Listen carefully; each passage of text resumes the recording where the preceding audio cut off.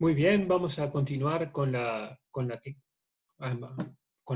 unidad 4 de ICB1 y vamos a ir entonces a la clase 3. Habíamos quedado, bueno, estábamos viendo regulación de la expresión génica en procariotas y habíamos visto el inicio de la transcripción en procariotas, habíamos visto que había una secuencia reguladora que marcaba el inicio de la transcripción y había una secuencia que marcaba el final de la transcripción. Y en esta imagen simplemente queremos comentar que en eucariota todo es bastante más complejo, los organismos son más complejos, hay mucho más información. Como decíamos, los genes no se transcriben en unidades transcripcionales, sino que se transcriben individualmente. Y el inicio de la transcripción en eucariotas también es más complejo, requiere, por un lado, además de la ARN polimerasa, de factores de transcripción generales y de factores de transcripción específicos. Por ejemplo, acá tenemos esquematizado, perdón que no estoy pudiendo marcar, tenemos esquematizado un gen, esto que está acá, esta es la región, una región donde va a comenzar la transcripción a partir de este punto. Acá tenemos una caja o secuencia TATA, que, bueno, en el caso de los eucariotas, esa secuencia une una proteína de unión a la caja TATA o a la secuencia TATA, luego se une un otro.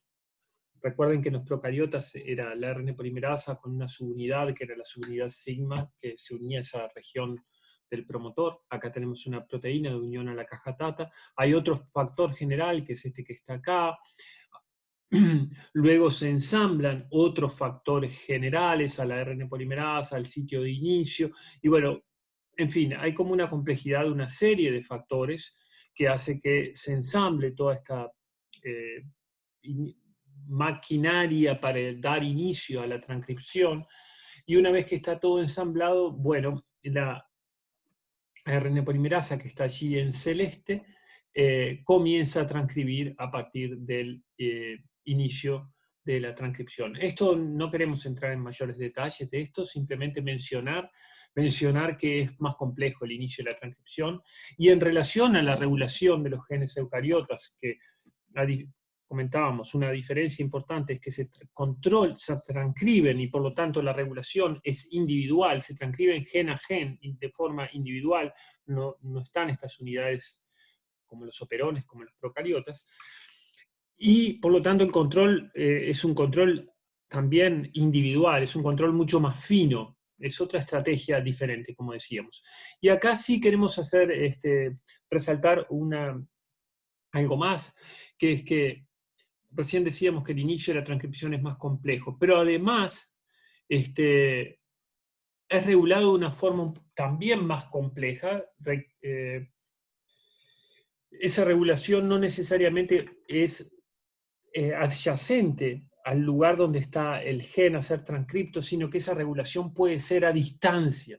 Puede ser a distancia. Entonces acá tenemos lo que decíamos, una serie de moléculas que son factores de transcripción general, se necesita para transcribir todos los genes, son estos que veíamos acá, todo este complejo de inicio de la transcripción, y después para transcribir genes específicos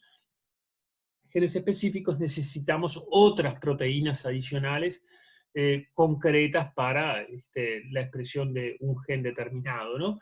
Entonces pueden haber moléculas que estén muy lejos del sitio del inicio de la transcripción, muy lejos del gen a transcribir, que es este que está acá.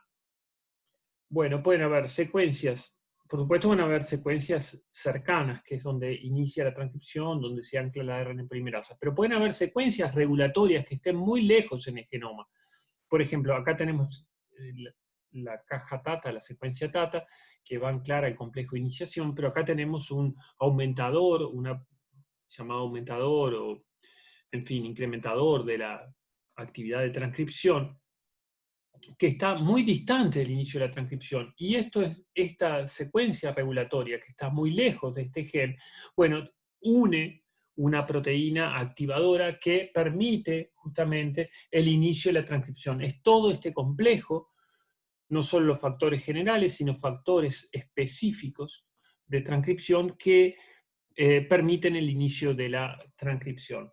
De modo que hay un par de cosas a señalar acá. Es más complejo, ya lo dijimos, es regulado gen a gen, individualmente, y además de los factores de transcripción generales, hay proteínas regulatorias que controlan la expresión a distancia. No están al lado del gen, sino que pueden estar bastante lejos. El ADN, por supuesto, lógicamente puede plegarse y, bueno, hacer que zonas que están lejos en el espacio pasen a estar cerca, lejos en la secuencia, pasen a estar cerca en el espacio. Es un poco una situación, en alguna medida, análoga a lo que veíamos con proteínas, que de repente en el sitio activo podemos tener el aminoácido 5 y el 50. ¿Por qué? Porque la proteína dio sus vueltas y, en fin, algo similar podemos, en este caso,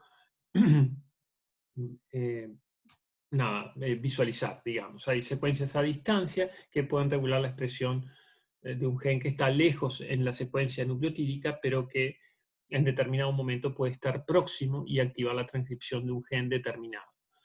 Entonces, bueno, los genes eucariotas son regulados por combinaciones de proteínas, esto es parte de la complejidad, y muchas veces se necesita de varios interruptores para encender un gen. Entonces, acá tenemos el inicio de la transcripción de un gen, con todos los factores de transcripción general, como decíamos, y después tenemos secuencia regulatoria, esta en celeste, que une la proteína celeste, esta secuencia regulatoria en rojo, que une estas proteínas regulatorias en rojo, esta secuencia naranjita, que une esta proteína naranja, esta secuencia regulatoria azul, que une las proteínas azules, esta secuencia regulatoria amarilla, que une estas proteínas regulatorias, y todo esto se ensambla sobre un complejo de iniciación de la transcripción, que es el que vemos acá, y regula la transcripción de un gen. Entonces, simplemente eso, comentar que el inicio de la transcripción es más complejo, es individual y que requiere combinaciones de proteínas.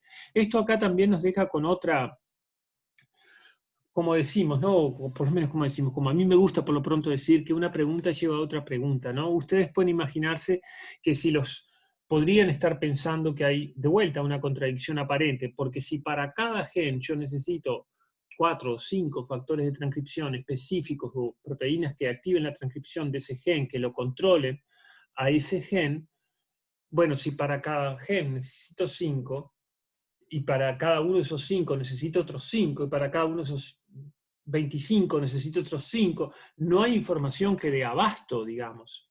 Es como, no sé, si pensamos que, no sé, haciendo una analogía un poco grosera nuevamente, ¿no? Que si para, no sé, si pensáramos en un estado, ¿cómo decir? Policíaco, por ejemplo, podríamos pensar que una persona está controlada por varias policías y a su vez, pero si una persona con 4 o 5 policías controlan a una persona, ¿quién controla a los policías? Y bueno, las policías también son personas, entonces cada policía tendría que estar controlado por 4 o 5 policías. Y a su vez cada uno de todos esos 20 o 25 policías tendría que ser controlado por 4 o 5. Bueno, no alcanzarían los ciudadanos para controlar a toda la población, evidentemente, porque eso crece exponencialmente, ¿no? Entonces eso es como una paradoja, bueno, en principio aparente, digamos, que se resuelve de una manera que no es tan complicada. En verdad no hay una contradicción entre que se requiera de varios reguladores para cada gen y que cada gen sea controlado individualmente. En verdad sí se necesita como mucha información dedicada a controlar la expresión génica. Y en verdad hay un 20% del genoma que está dedicado a proteínas que controlan la expresión génica. O sea, hay del orden de 5.000 genes que controlan la expresión génica. O sea, es un montón de información dedicada a eso. Igualmente, como decíamos, si no hubiera alguna solución, no alcanzaría nunca la información, porque, bueno, si tenemos 5.000 reguladores, habría que controlar a los 5.000 reguladores. Entonces, ¿cómo se sale de esa contradicción aparente? Bueno, se sale por el hecho de que la expresión de distintos genes puede estar coordinada por una sola proteína. O sea, la cuestión es que la combinatoria, el poder combinatorio es lo que resuelve el asunto. ¿Por qué? Porque hay algunos genes que pueden controlar la expresión de más de un gen. Entonces, pongamos por caso, el gen 1, tenemos el gen 1 acá, es controlado por la secuencia regulatoria marrón, que une la proteína marrón, por la secuencia regulatoria verde, que une a la proteína verde. A su vez, esta proteína verde es sensible al ambiente, porque cuando está la hormona glucocorticoide, activa la expresión del gen 1. El gen 2 está regulado por la región regulatoria azul, que une la proteína azul, y también por la región regulatoria, tienes también esta secuencia regulatoria verde, que une al receptor de glucocorticoides, la proteína esta, que en presencia de la hormona glucocorticoide también activa la expresión de este otro gen. Este otro gen 3 está regulado por esta secuencia regulatoria que une estas dos proteínas, pero también está regulado por esta secuencia regulatoria verde que va a unir al receptor de glucocorticoides también, que va a unir a la hormona glucocorticoide y va a activar la expresión del gen 3. De modo tal que esta proteína es como una especie de factor de transcripción un poco maestro que regula la expresión de más de un gen.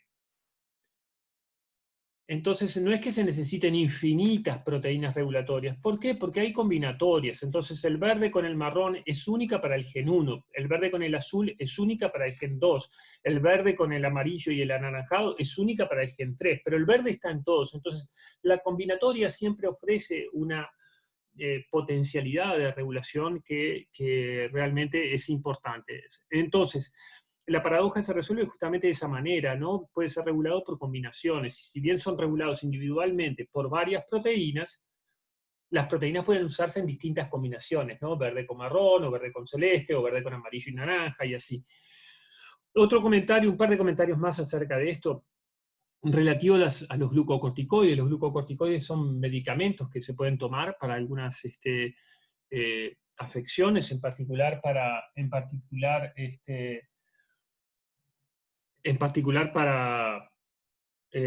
disminuir la respuesta, para bajar la respuesta inflamatoria, digamos,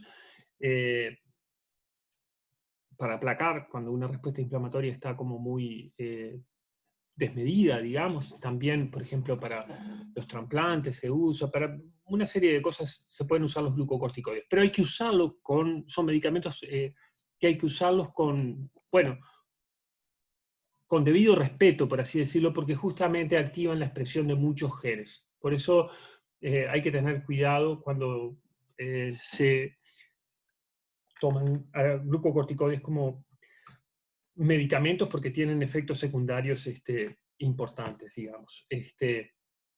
Bien. Otra cosa, lo otro que quería comentar es que en general en procariotas estamos viendo que el control de la expresión génica es como negativo. En general hay moléculas que en general reprimen la expresión y controlan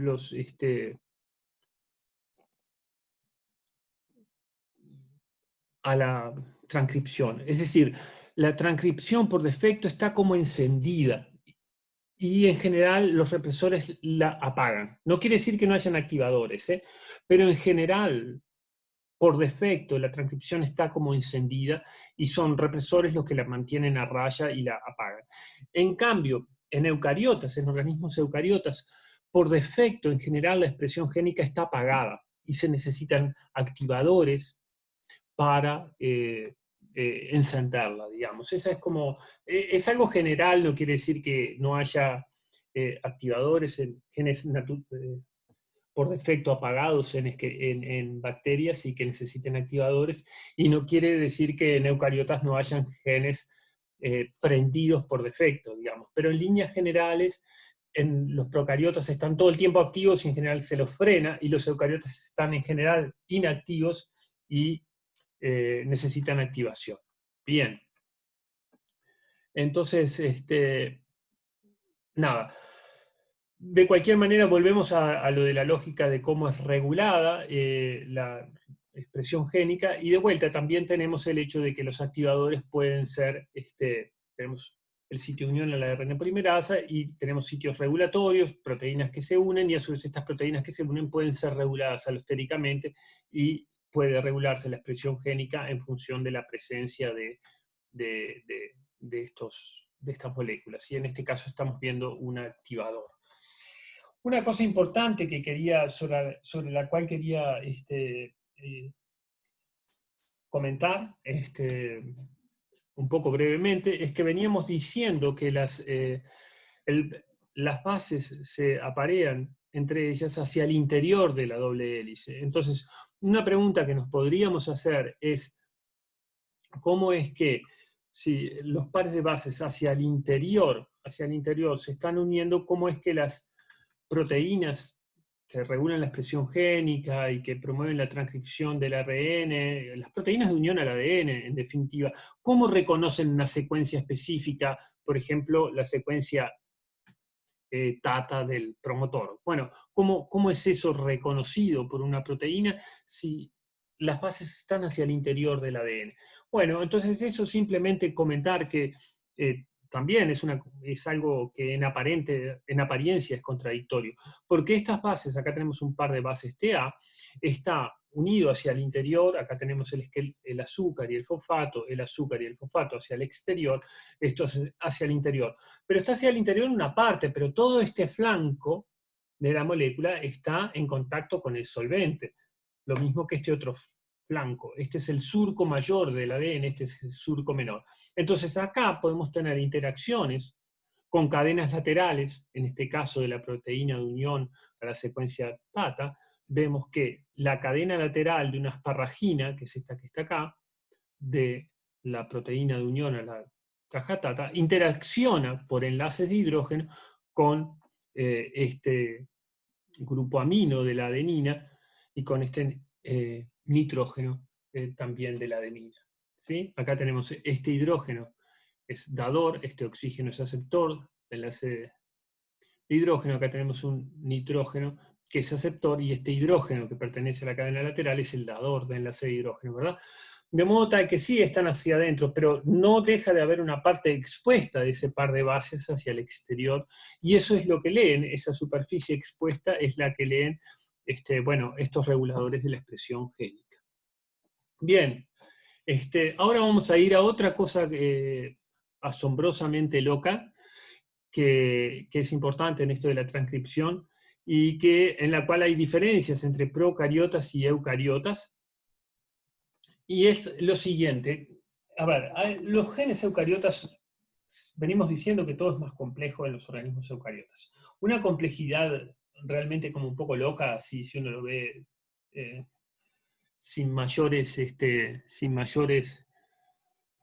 ¿cómo decir?, explicaciones, es que los genes eucariotas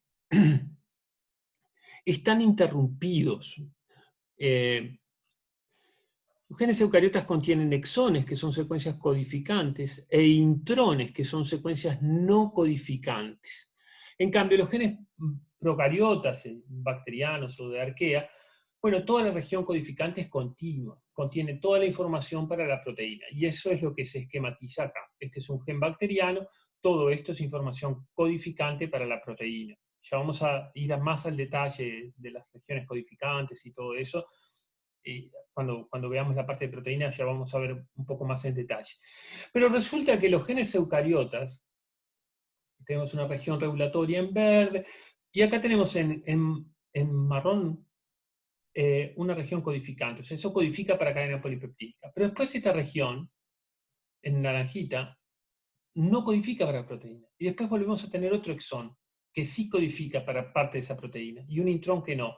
Y un tercer exón que sí codifica para la proteína, y un intrón que no. Y un exón que sí, y un intrón que no. Bueno, y así. Entonces, los exones, que son las regiones codificantes, están interrumpidas por intrones que son secuencias no codificantes. Esto es un poco loco, a mí me gusta hacer una analogía entre ver una película en el cine, por ejemplo, y verlo en la televisión abierta, o yo qué sé, o en un cable que tiene publicidad en el medio. O sea, si ustedes van al cine, ven la película de punta a punta, sin interrupciones. Todo lo que están viendo es mensaje, digamos. Todo tiene que ver con la película. En cambio, si ustedes ven esa película en un canal abierto o en algún canal de cable que tenga propaganda, la van a ver interrumpida por la tanda publicitaria, y la tanda publicitaria no tiene nada que ver con la película. Bueno, eso es un poco lo que serían los intrones, digamos, secuencia que no contiene mensaje, o por lo menos mensaje desde el punto de vista de la proteína, o en esta analogía desde el punto de vista de la película que queremos ver. La publicidad, bueno, es algo que está en el medio, me pusieron eso en el medio, bueno, no tiene nada que ver con la película, ¿verdad? Entonces, bueno, eso, los genes eucariotas contienen secuencias codificantes para cadena polipeptídica denominadas exones, interrumpidas por intrones dentro de un mismo gen. O sea, el gen para la proteína, qué sé yo, histona, bueno, de repente tiene 8 exones y 7 intrones. Está interrumpido dentro del mismo gen. La secuencia codificante para esa histona está interrumpida. Y eso es una cosa bastante loca. Si lo volvemos a la analogía con las palabras, por ejemplo, es como si tuviéramos algo así.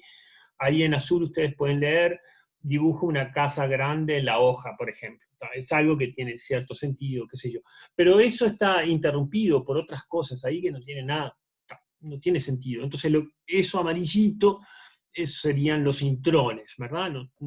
Eso no es codificante, no contiene información al mensaje que se quiere pasar, que es ese que sí se puede leer en los exones, ¿verdad? Bien, entonces esto es una cosa re loca, pero es así.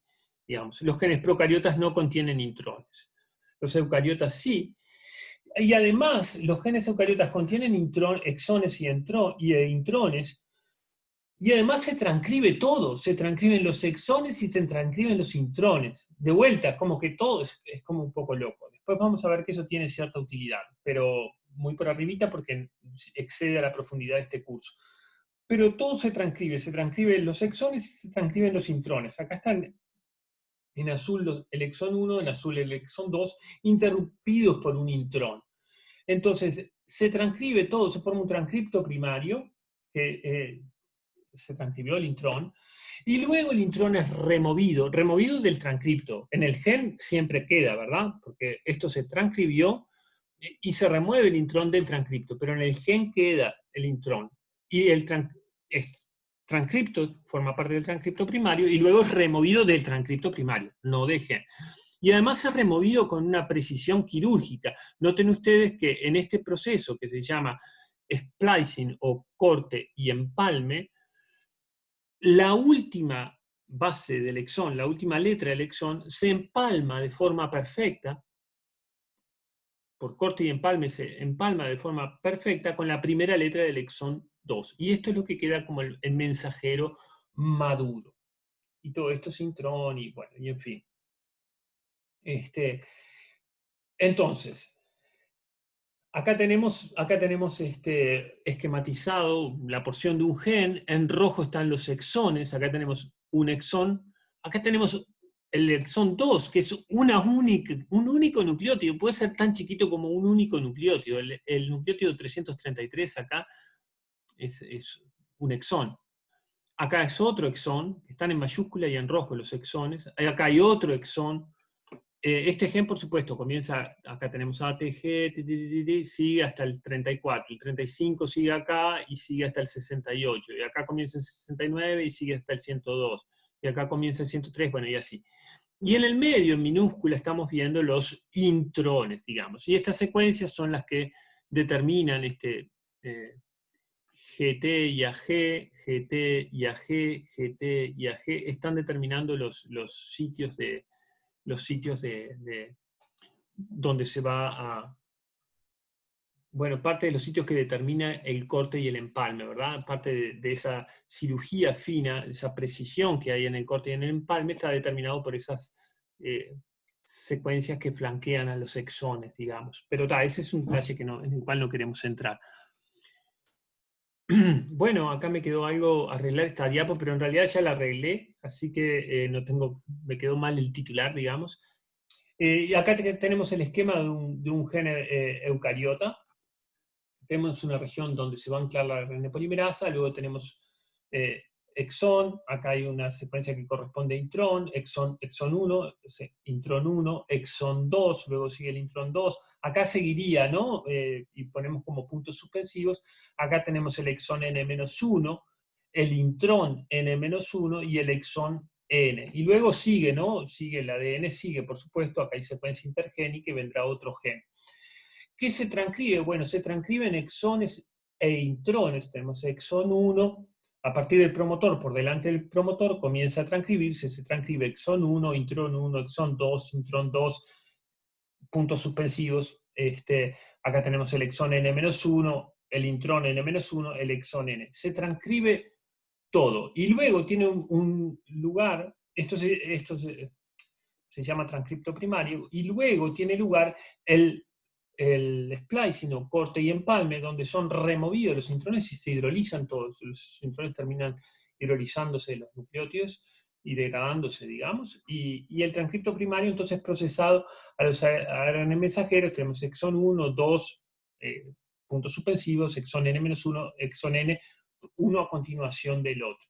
Noten ustedes que en violeta tienen lo que es secuencia codificante, lo que es secuencia que va a ser traducida a proteína. Esto lo vamos a ver en breve en la clase que viene. Y a su vez el exón 1 tiene una pequeña porción en el extremo 5' que no se traduce.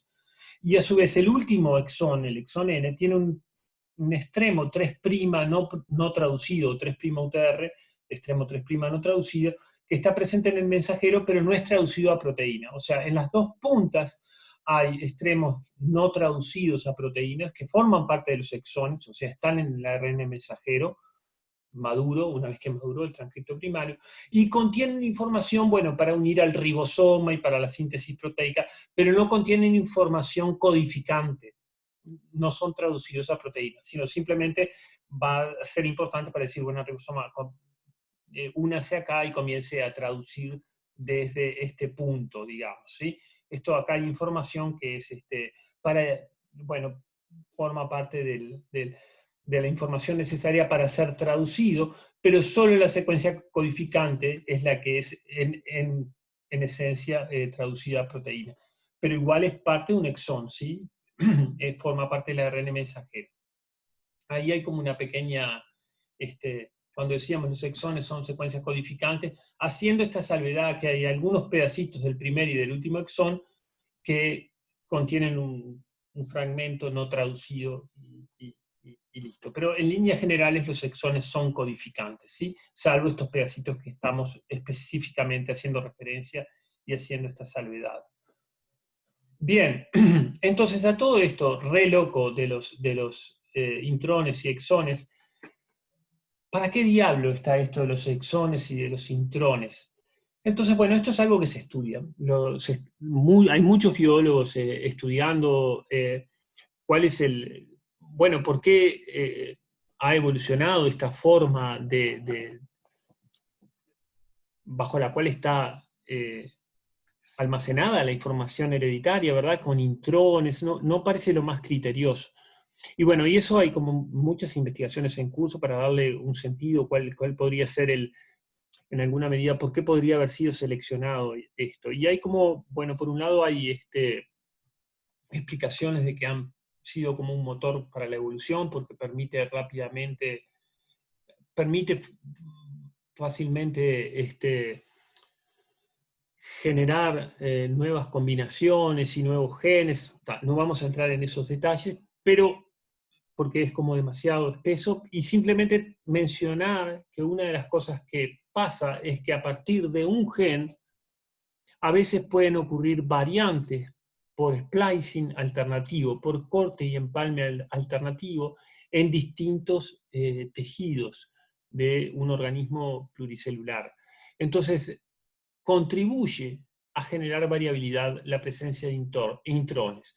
¿Por qué? Porque puede dar lugar a diferentes ARN mensajeros generando variantes de una proteína. Entonces, esto yo no quiero entrar en el detalle de esto porque tiene como una complejidad que es bastante importante, pero noten ustedes que el mensajero derivado de este gen es un gen que corresponde a la alfa-tropomiosina, no importa el detalle, podría ser cualquier nombre, pero es el de la alfa-tropomiosina. El mensajero del músculo, el mensajero del músculo estriado empalma el exón 1 con el 3, ¿sí? Pero se saltea el 2. Y el mensajero del músculo liso empalma el exón 1 con el 2 y el 2 con el 4, se saltea el 3. Bueno, y así. Es como que hay una variabilidad de splicing alternativo. Acá, por ejemplo, se incluye este exón, que en estas otras variantes no es incluido. Esto ocurre simplemente, solamente en los fibroblastos, pero no ocurre en el cerebro, ni ocurre en el músculo liso, ni ocurre en el músculo estriado. De modo tal que se generan como variantes a partir de un mismo gen. Esas variantes son de una proteína, pero tienen algo distinto dentro de esa proteína.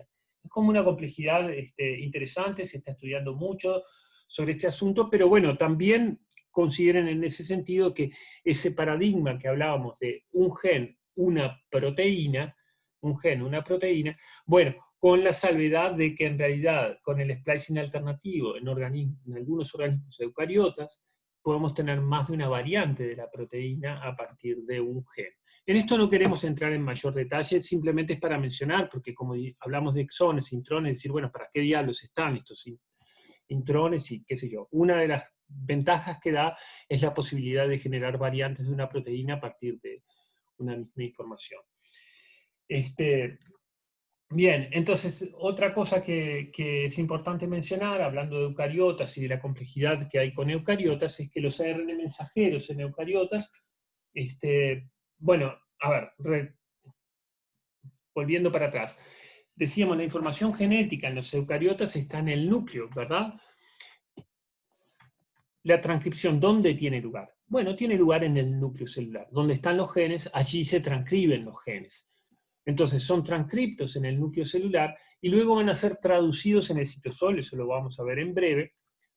Pero antes de ser exportados del núcleo al citosol, que es donde va a tener lugar la traducción, la transcripción tiene lugar en el núcleo, bueno, van a sufrir modificaciones adicionales. Además del splicing, además de la remoción de los intrones, se le va a agregar una modificación en el extremo 5', que es esta caperuza, y otra modificación en el extremo 3', que es la adición de una cola de poli-A.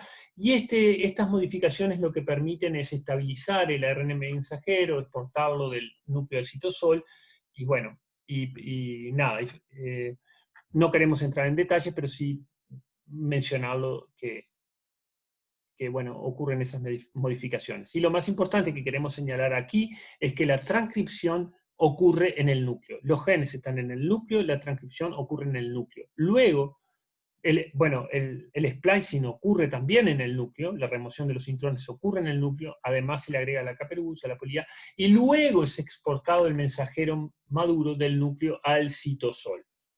Entonces, de vuelta al cromosoma, antes de pasar al próximo tema, de vuelta al cromosoma, acá tenemos el cromosoma, 1,5 por 10 a la 8 pares de nucleótidos, alrededor de 3.000 genes en este cromosoma. Si ponemos la lupa acá, vamos a ver un 0,5% de este cromosoma, de esa molécula de ADN, que contiene 15 genes, que son los que están en rojo, en blanco son secuencias intergénicas, el gen 1 de este fragmento, región intergénica, el gen 2, región intergénica, el gen 3, región intergénica, el gen 4, región intergénica, 5, y así.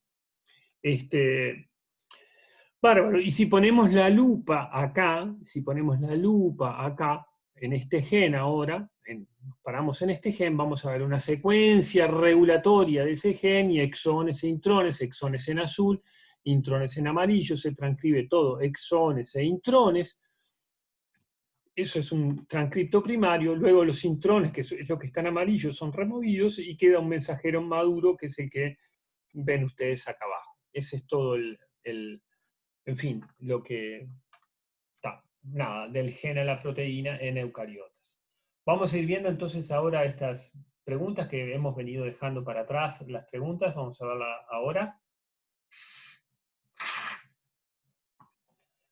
Y bien, pregunta número 1, que veníamos tirando para atrás, como decíamos, dice, la ADN polimerasa cataliza la adición de un desoxirribonucleótido A. Opción A, el extremo 3' de una cadena de ADN en crecimiento. El extremo 5' de una cadena de ADN en crecimiento. L adiciona un desoxirribonucleótido al extremo 3' de una cadena de ARN en crecimiento.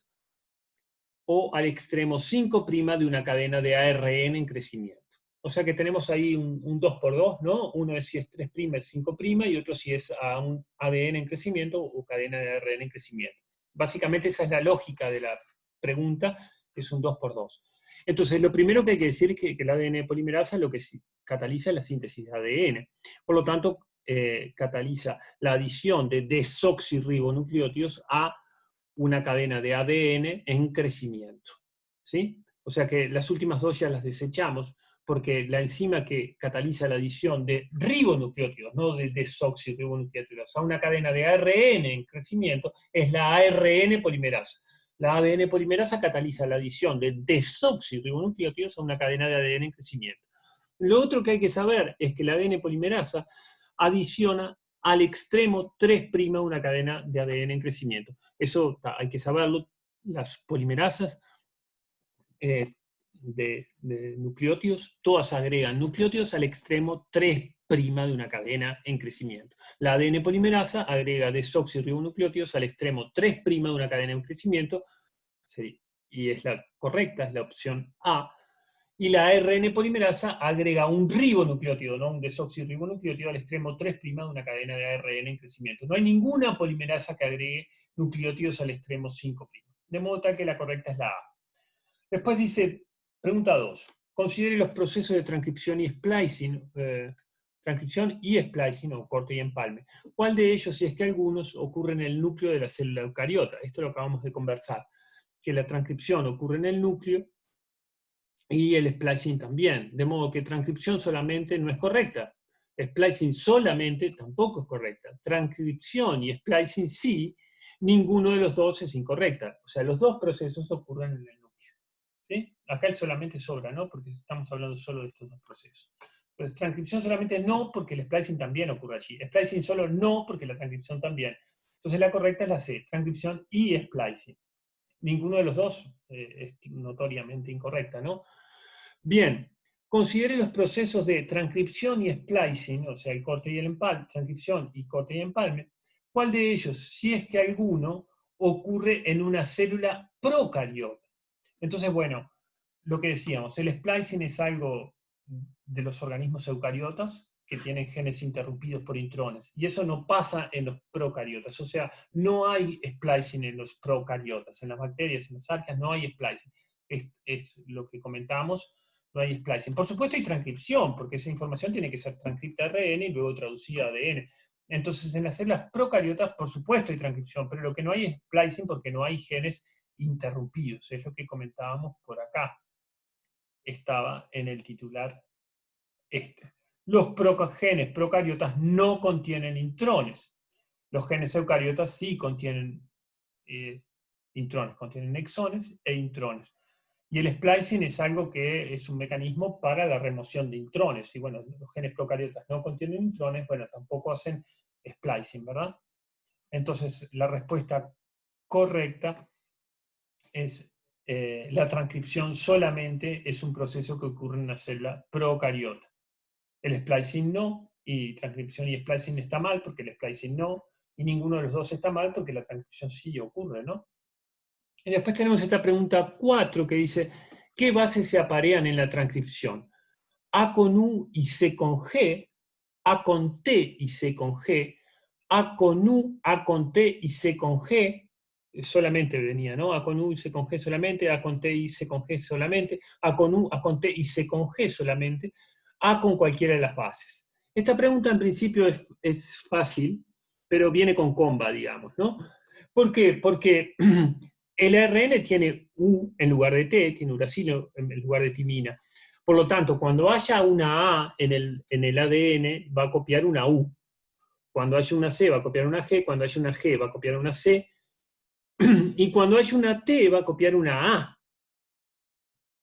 De modo tal que en la transcripción vamos a tener apareamiento A con U, porque cuando hay una A va a copiar una U, A con T, porque cuando hay una T en el ADN va a copiar una A, y C con G solamente. O sea, es una pregunta que es fácil en realidad, pero tiene su comba, digamos. Por más que el ARN tiene A, U, C y G, el ADN tiene A, T, C y G, En la transcripción vamos a tener apareamiento A con U y T con A con U y A con T y C con G. ¿Por qué? Porque si en el ADN hay una A, en la transcripción va a poner una U. Pero si en el ADN hay una T, en el ARN va a poner una A. ¿De acuerdo? Entonces va a haber A con U, A con T y C con G. O sea, tiene como una pequeña, ¿cómo decir? Viene con chanfle esa pregunta, ¿no? Tiene un poco de comba. Y bueno, pregunta 5 dice, considere la siguiente organización génica de un fragmento del cromosoma de una bacteria, donde P simboliza el promotor, a partir del cual se transcriben los genes A, B y C. O sea, esto es una unidad transcripcional que es toda transcripta a partir de este promotor. A, B y C forman una unidad, un operón, una unidad transcripcional, son transcriptos todos juntos a partir de este promotor. Dice, dada, eso estoy explicando lo que dice, en otras palabras lo que está diciendo la letra. Dada esa organización génica, usted razona que los genes A, B y C, se transcribirán juntos en un único transcripto en el orden 5' gen A, luego gen B, gen C, extremo 3'. B se transcribirán juntos en un único transcripto en el orden extremo 5', gen C, gen B, gen A. Se transcribirán juntos en un único transcripto en el orden extremo 5' B, luego el C y luego el A, en el extremo 3', se transcribirán independientemente uno de otro en 3 transcriptos diferentes. La última está notoriamente mal porque esto es una unidad transcripcional, se transcriben los 3 juntos. Ahora, ¿en qué orden se transcribe? Bueno, si el promotor está acá, comienza a transcribirse enseguidita del promotor. Recuerden, el promotor estaba a -10, comienza a transcribirse enseguidita, se transcribe primero el A, luego el B y luego el C. Y a su vez la transcripción va desde el 5' al 3', ¿sí? Porque la RNA polimerasa va sintetizando hacia el 3'. Entonces, bueno, se va a transcribir el gen A, va a estar más hacia el 5', y el gen C va a ser el último en ser transcripto, va a estar más hacia el extremo 3'. De modo tal que la correcta es, se transcribirán juntos en el orden extremo 5' gen A, luego el gen B, y luego el gen C en el extremo 3'. Bien, vamos a dejar por acá. Recuerden este vocabulario correspondiendo a esto que hemos estado viendo, que tiene que ver con transcripción, operón o unidad transcripcional, promotor, exón, intrón, splicing, splicing alternativo, región codificante. Todo